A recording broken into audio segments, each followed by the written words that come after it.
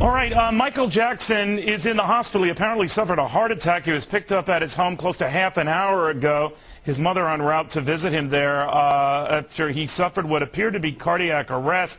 I believe Michael Jackson is planning a new world tour that will largely be in Europe and Asia, where he's still a huge hit and sells out just on the mere mention or announcement of a concert. But again, we don't know much more than that. We do know that Dr. Stephen Garner joins us on the phone right now. Doctor, what do you make of this? You know, Neil, I'm concerned when you hear cardiac arrest, it's not a very good survival rate.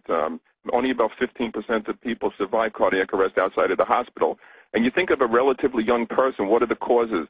Drugs go to the top of the list, peculiar diets, some medications that he might be taking, some diet medications, or possibly even a pre-existing heart disease that we didn't know about. Why, doctor, when it's a cardiac arrest, do so few survive that? And again, we don't know for sure whether that is the case. We just know that he was rushed to the hospital and under the assumption that is what happened. But why is cardiac arrest such a big deal? You know, the big deal is that the heart stops beating and you have 6 minutes to get it going again before you get irreparable brain damage. And what happens is a lot of people don't know how to do CPR at home.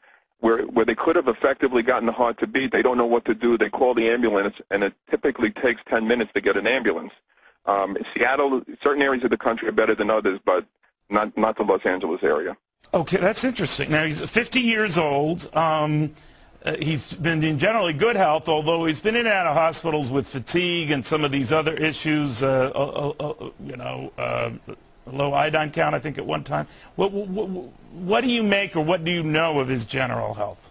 We just know that he's been prone to these fad diets and to do peculiar things. And these medications cause electrolyte imbalance, and that's a prime cause of cardiac arrest when the various electrolytes that are very fine-tuned in the body, as soon as they get out of whack, the heart starts to become irregular and beat irregularly. So it's possible either from drugs, legal or not legal, combination of medications, alcohol, or any fad diets. We've seen that a lot with the protein diets that people have been taking. So anything that irritates the heart.